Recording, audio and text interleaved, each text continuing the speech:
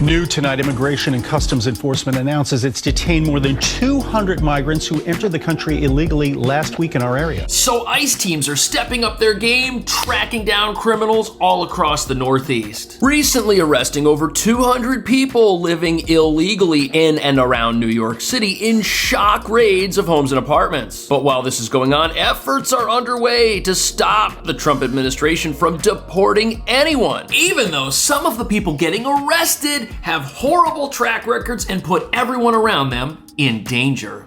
More than half have significant criminal convictions or are facing charges for crimes like assault. This building on DeKalb Avenue in the Bronx is where law enforcement sources say a 22-year-old member of the Venezuelan gang Tren de Aragua was picked up by Immigration and Customs Enforcement agents last week. She is one of 206 people arrested across the New York City area in an operation that the acting ICE director says targeted the most dangerous alien offenders in some of the most crime-infested neighborhoods. More protests against the administration. New Yorkers gathering this afternoon to make their voices heard loud and clear. I'm not saying you can't get rid of anybody, yes, but maybe start at the top. People are scared to go to church. People are scared to go to work. People are scared to take their kids to school. I don't know why we want to romanticize what dangerous gangs are. They're dangerous gangs, and we're going to do everything possible to remove these dangerous gangs off our streets. 121 of the 206 apprehended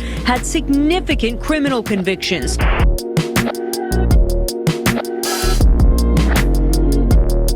So ICE just arrested over 200 people illegally living in New York, including gang members. But what nobody's talking about is that while America is happy about this, progressive activists in cities like New York are very upset about it, and they're doing everything they can to make sure it stops happening. Because for some reason, they don't think these gang members are actually criminals. Instead, they think the only criminal is the one who recently moved from Trump Tower to the White House with the promise to rid America of dangerous individuals by any means necessary. And Trump's doing it not only by raiding homes and apartments in sanctuary cities, but also by locking down the southern border like never before. Deploying U.S. military troops in armored vehicles and helicopters on the front lines of America's battle with illegal immigration to track down and capture anyone attempting to enter the country without permission, something which has been a big deterrent, stopping people from entering our country who shouldn't be here in the first place. But that brings us to the real reason these ICE raids that just took place in New York City and in Boston and in Virginia have so-called advocates so upset. They reveal that an open border anyone can cross is a bad idea because it allows criminals intent on harming Americans and legal U.S. residents a path to do so. And once they're inside the country, they engage in illegal behavior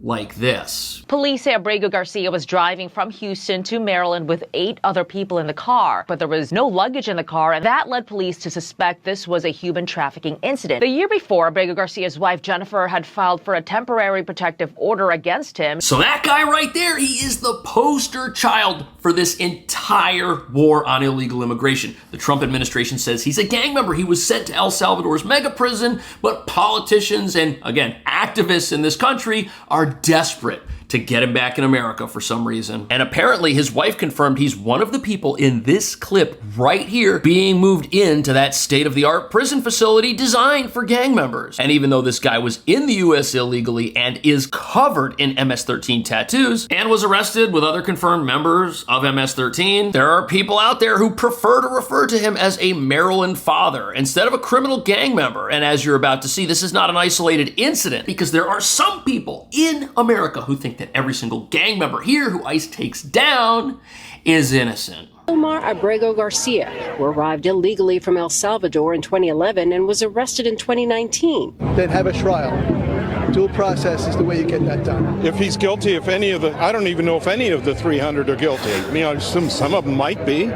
So here we have a protest in Midtown Manhattan, and the protesters, they don't think anybody that ICE has taken down is actually guilty of anything. And they really think ICE is out there arresting people, sweeping them off the streets, and it's all by accident. And this is supported by their belief that America has spiraled into some sort of dictatorship because a president elected specifically on his promise to remove criminals from our country who are already here without permission has somehow usurped democracy and is going against the will of the people, taking away everyone's rights, even though reality tells a different story. This building on DeKalb Avenue in the Bronx is where law enforcement sources say a 22-year-old member of the Venezuelan gang Tren de Aragua was picked up by Immigration and Customs Enforcement agents last week. She is one of 206 people arrested across the New York City area in an operation that the acting ICE director says targeted the most dangerous alien offenders in some of the most crime-infested neighborhoods. So in New York City, ICE raided an apartment building where well-known gang members were residing while they committed crimes throughout the city. But I guess this building in the Bronx isn't a place any of the people attending protests in Midtown have ever been or lived themselves. Here is a photo of the woman that was arrested. She's a gang member. One of the neighbors says people like this have no moral compass. If she needed money or knew there was an elderly person living in the building, she'd have no problem breaking in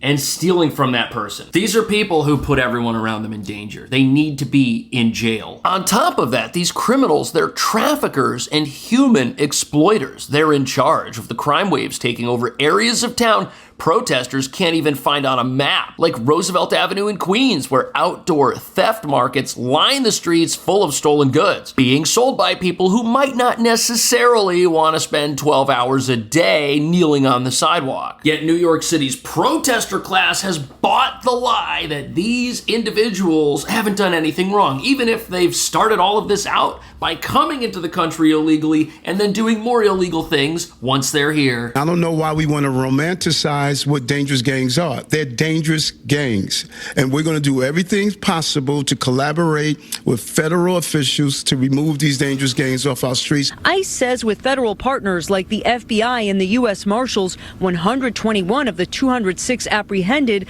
had significant criminal convictions. The NYC acting field office director says the majority have criminal histories. You know something, Mayor Adams is right, but he's probably going to lose his campaign for re-election because he's saying stuff like this. He says he's going to cooperate with the enemy of these protesters, which is ICE. And when you look at these crowds of protesters, you see people who've been brainwashed by mainstream news and do not think for themselves. But sadly, in New York, this is where all the money in politics comes from, and these are the people who are going to decide the next election here. Even though all of these criminals are in the country illegally, have committed crimes and are dangerous enemies of America. They're not here to live the American dream. They're here to exploit our laws. And these protesters don't think they've done anything wrong by coming here and doing just that, while living openly as criminal members of their communities. A suspected gang member with warrants for kidnapping, burglary, and a gun crime, authorities told us.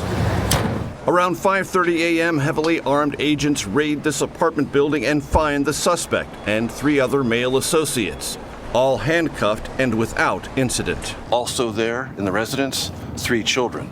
So here we have ICE agents raiding an apartment in the Bronx, and who do they find? Criminal gang members living with children for some reason. And the neighbors of this building had no idea a dangerous criminal wanted in multiple states was living right next to them. They're crossing paths with this individual every single day. Now, obviously, the people holding these signs and protesting these raids think criminals like this guy are innocent. After all, they were part of a family living with little children, and now they're separated, and oh, how awful this is. Yet the reality is everyone in proximity to these criminals was in danger. That whole building, all of the people there, are now better off that this guy was taken down by ICE. But as you're about to see, there's an effort, a mainstream narrative that there is some massive uprising and everybody's upset that these gang members are being put in jail. No hate, no fear. By the thousands, demonstrators rallied in major U.S. cities, angry about the Trump administration's deportation agenda. Everyone should have due process. No one should be just taken away and locked up. I don't think it matters who you are or what situation you're in. Like, that should concern you now. due process has been abandoned for everybody, it can be abandoned for you. Many protesters welcoming. So due process is guaranteed to Americans under the Constitution. And what you have here is you have these people who are Americans putting themselves in the shoes of criminals who are here illegally and imagining if ICE were to come to my house when I'm in my pajamas and arrest me. They're trying to empathize with these criminals, but the only way they can do that is by creating a fantasy in their minds where American citizens and legal U.S. residents who are entitled to due process don't get it somehow. And every single person at these rallies has rights someone who snuck into the country wearing a mask doesn't have. Yet this is how these people have themselves all riled up. This is how these people have themselves convinced that America is spiraling out of control and has passed the point of no return. Yet the best thing America can do is return people like this back to where they came from. One of these individuals was so dangerous that we needed the backup of the NYPD to be there in case things went south. Today's Bronx operation required around 36 law enforcement yielding a handful of arrests. Is that a ratio you're... So here you've got protesters in Midtown screaming about this grave injustice, but the reality is ICE is taking down dangerous criminals who are so unpredictable that they need backup from local police. ICE is overwhelmed. These guys in this armored vehicle with weapons and night vision, they needed backup to take down these gang members. NYPD uniform right here going into the building with them just to make sure that nothing bad happens, and protesters are against getting people like this out of the country. We're using the laws on the books, the statutes on the books, to secure the border and remove significant public safety threats and national security threats to this country.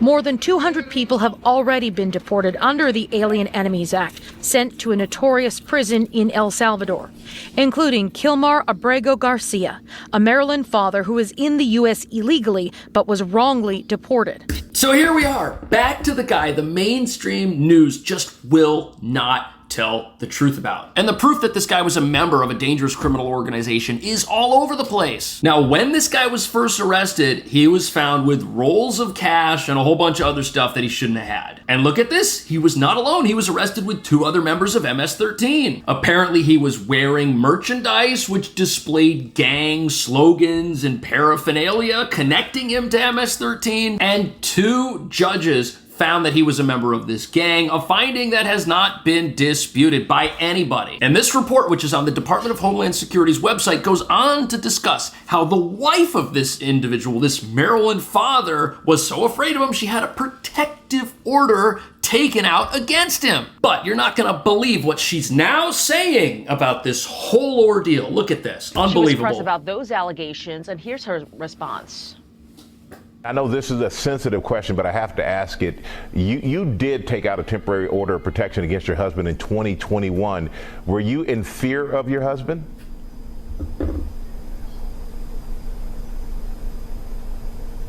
My husband is alive. That's all I can say. Okay.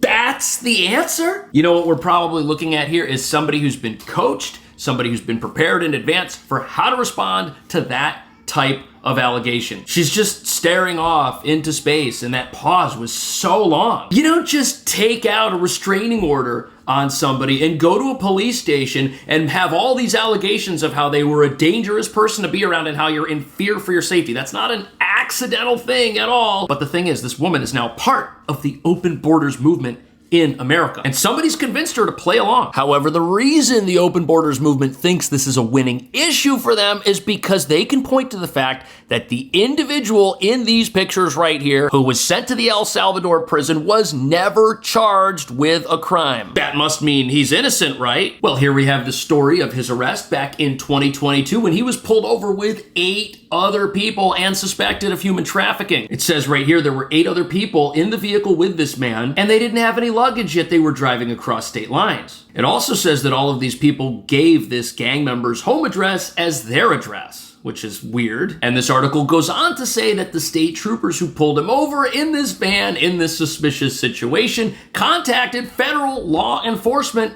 and were told to let this individual go and not arrest him. That's why he was never charged with a crime, because whoever was running the FBI 2 years ago didn't think it was worth it. And now this person is being held up as the poster child for just how awful and horrible Donald Trump is and how wrong it is that ICE is deporting people. They've got protesters in New York fully convinced every single person in that El Salvador prison is an innocent man. But what do you think? Is ICE out there arresting people who are innocent? Does not being charged with a crime mean somebody isn't a criminal and hasn't done anything wrong, especially when they're already in the country illegally? Let me know. Thank you so much for watching. I will see you in the next video.